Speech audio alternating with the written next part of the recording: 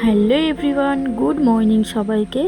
কেমন আছো তোমরা সবাই? আশা করছি যে যেখান থেকে আমার ভিডিওটা দেখছো সবাই খুব ভালো আছো এবং সুস্থ আছো। তো আমিও কিন্তু বেশ ভালো আছি। সকাল সকাল চলে এসেছি তোমাদের জন্য একটা নতুন ব্লগ ভিডিও নিয়ে। তো দেখো, সকালবেলায় উঠে আমি উঠোনে গোবর ছোড়া দিয়ে উঠোনটা ঝাড় দিয়ে দিয়েছি আর ঘরের সামনেগুলো লেপে দিয়েছি। তুলসী মন্দিরের সামনে জল দিয়ে লেপে দিয়েছি। আর ঘরটাও আমার মোছা হয়ে গেছে। এখন যাব স্নান করতে। ঘরটার মুছে নিয়েছি, এখন স্নান সেরে আসবো। স্নান সেরে এসে পুজোটা দেবো। তাছাড়া বাকি সমস্ত কিছুই হয়ে গেছে।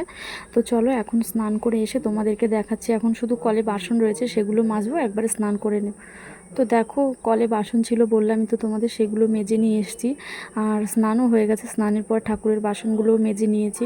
তো দেখো, স্নান করে এই নাইটি আর এই পুচকের এই কাঁথাটা ছিল, সেই কাঁথাটা ধুয়ে দিয়েছি। আর আমি স্নান করেছি যে নাইটিটা, সেটাই মেলা রয়েছে।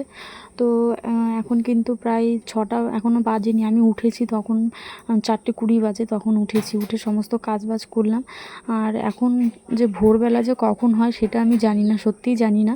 কারণ আমি 4:20 উঠেছি, তখনই দেখি পুরো আলো ফুটে গেছে। মানে কোনো অন্ধকার ভাবই নেই, মানে এত মনে হচ্ছে সূর্য উঠে যাবে। তো এখন দেখো 6টা বাজেনি এখনও পর্যন্ত, তাই দেখো মনে হচ্ছে যেন কত বেলা হয়ে গেছে। তো জানি না ভোরবেলা যে কখন হয়, বোধহয় 3টের সময় ভোর হয় এখন। তো চলো পুজো দিয়ে নিই। সমস্ত কাজ তো গোছানো হয়ে গেছে। পুজোর বাসনগুলো ধুয়ে নিয়ে এসেছিলাম, এখন পুজোটা দিয়ে নেব। তো পুজো কিন্তু আমার ঘরে দেওয়া হয়ে গেছে। এখন আমি এই ফুলগুলো রেখেছি তুলসী মন্দিরে দেব বলে। তো চলো এগুলো দিয়ে আসি, তারপর তোমাদেরকে দেখাচ্ছি। আর চলো ঠাকুরটাকে একবার দেখিয়ে দিই। পুজো দিলাম, তোমাদেরকে দেখাই। এটা হচ্ছে লক্ষ্মী ঠাকুর, আমার ঘরের লক্ষ্মী। আর এখানে আছে শিব ঠাকুর, যেটা আমার সব থেকে প্রিয় ঠাকুর।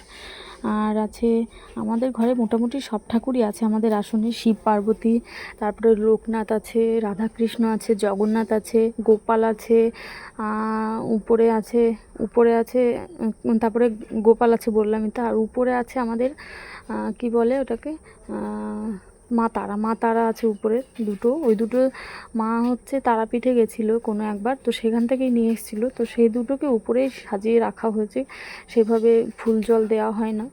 তো দেখো, এটা হচ্ছে তুলসী মন্দিরে বললামই তো, ফুল দিয়ে দিয়েছি। আর আমার মেয়ে কিন্তু এখনও ঘুমোচ্ছে, দেখো ও ওঠেনি এখনও পর্যন্ত, ঘুমোচ্ছে।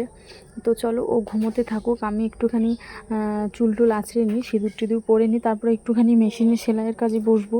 আর ও ঘুমিয়ে থাকতে থাকতে আর মেশিন চালানোর আওয়াজ পেলে ও উঠে যাবে। তো তাও চেষ্টা করছি আস্তে আস্তে করে একটুখানি করার। তো দেখো, বেশ কিছুদিন মালিক বাড়িতে ছিল না, তো সেই কারণে আমাকে কাজ দিয়ে যায়নি। কিন্তু আগের দিন দুপুরবেলায় দিয়ে গেছে। আর দুপুরবেলায় দিয়ে গেছে, দুপুরবেলাটায় আর মেশিনে বসিনি, যেহেতু মেয়েকে ঘুম পাড়াতে হয়। আর আমারও একটু ঘুমানোর অভ্যেস আছে, যতই কাজ থাকুক না কেন দুপুরবেলায় না ঘুমোলে আমার জানি না শরীরটা খুবই অসুস্থ লাগে।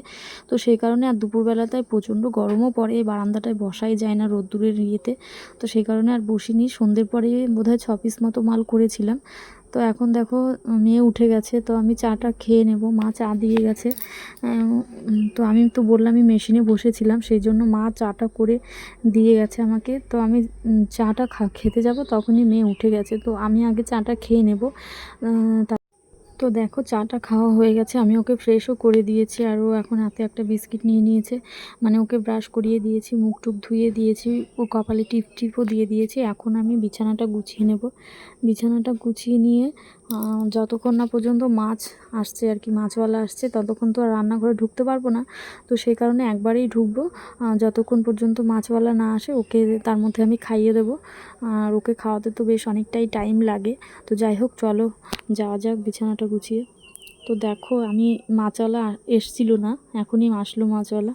তো এই কটা আমি করেছি সকাল থেকে। এখানে নিচে 6 পিস হলুদ আছে, আর ওই পাতা কালারের 3 পিস মতো গলা করেছি।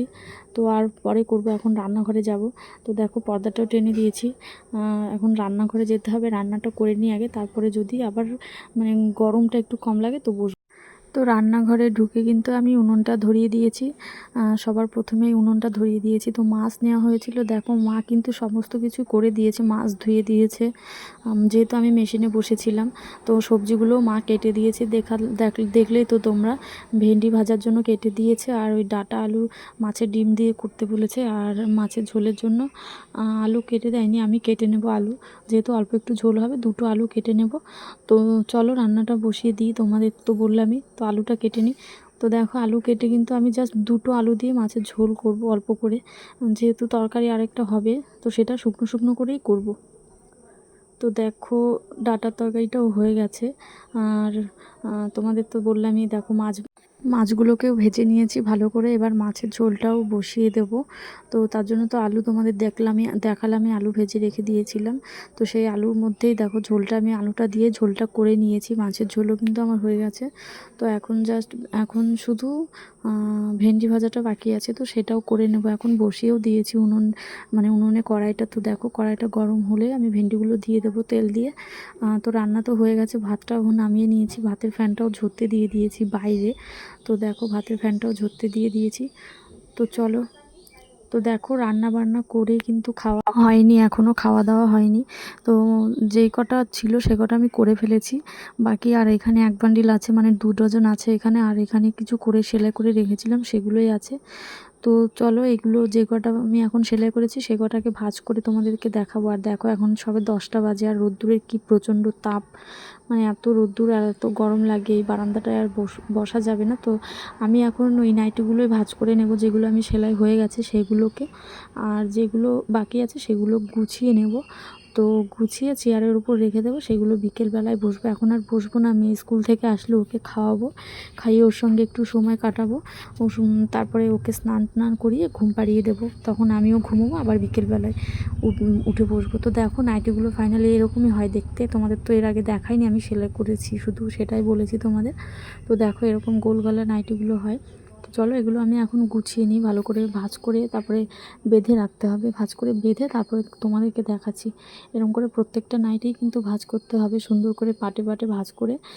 যেহেতু এই ভাঁজেই একদম দোকানে দোকানে সেল হয়ে যাবে, শুধু এটাকে যে ভাঁজ করে দেবো আমরা সেই ভাঁজটাই থাকবে, শুধু এটাকে প্যাকিং করা হবে। মানে মালিক বাড়ি নিয়ে গিয়ে এই নাইটিগুলোকে প্যাকেটে ভরবে আর কি। তো তাছাড়া সবই একই রকমই থাকবে, যেরকম ভাঁজটা আমরা করে দিই সেই ভাঁজটাই থেকে যাবে, শুধু প্যাকিং করা হবে আর কি। তো চলো দেখো এখানে 12-24টা মাল আছে আর কি। 2 ডজন নাইটি আছে এখানে সেলাই করা, আর এখানে 2 ডজন আছে। এই 2 ডজন আজকে বিকেলবেলায় বসবো, কালকের মধ্যে হয়ে যাবে। তো চলো এখন আর বসবো না, মেয়ে চলে এসছে, ওকে খাইয়ে দিই। তো দেখো খাওয়া দাওয়া কিন্তু আমাদের হয়ে গেছে, ওকেও খাইয়ে দিয়েছি, আমিও খেয়ে নিয়েছি, আর স্নান করে নিয়েছি। স্নান করে দেখো পাউডার মুখে চোখে লাগিয়েছে, এত নিজে নিজে একা একা বলছে মুখের মধ্যেও পাউডার চলে গেছে। দেখো সারা গায়ে পাউডার মেখেছে, সাদা করে ফেলেছে। তো যাই হোক আমরা কিন্তু ঘুমিয়েছিলাম দুপুরবেলা, তোমাদের দেখালাম যখন। তারপরে আমরা ঘুমিয়েছিলাম, ঘুম থেকে উঠে আমি ঘরবাড়ি ঝাড়টার দিয়ে ঘরটা মুছে নিয়েছিলাম, মুছে গাটা ধুয়ে আসলাম। আর মেয়েকে এখন একটু পড়তে বসাবো। তো চলো ওকে একটু পড়তে বসাই। সন্ধেও দেওয়া হয়ে গেছে আমার, ওকে এখন একটু পড়তে বসাবো, পড়তে বসিয়ে আবার মেশিনে বসবো। আর রাতের রান্নাটা মাই করবে, যেহেতু শুধু ভাতই করবে। আর বিছানায় কিছু জামা কাপড় আছে, ওগুলো ওকে পড়তে বসিয়ে একবারে গুছিয়ে নেব। তো চলো, আর বেশি কিছু শেয়ার করতে পারবো না, যেহেতু সন্ধে হয়ে গেছে। এখন আমি মেশিনেই বসে পড়বো। তো খাওয়ার পরে আবার এই ঘরে এসে তোমাদের দেখাবো।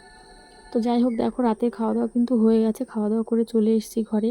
আর ওর বই খাতাগুলো আবার এখন ছড়িয়ে নিয়ে বসেছে। তো যাই হোক আমি এখন যে কটা নাইটি করেছি আর কি, ছটা না 9টা মতন করেছি, সেই 6টা-9টা সেই কটাকেই এখন ভাঁজ করে নেব। ভাঁজ করে রাখলে কি হয়, নাইটিগুলো কুঁচকে যায় না, বেশ ভালোভাবে থাকে। আমি অল্প অল্প করে করি আর অল্প অল্প করে ভাঁজ করে নিই, যাতে নাইটিগুলো বেশ সুন্দর থাকে, মানে শার্ট থাকে।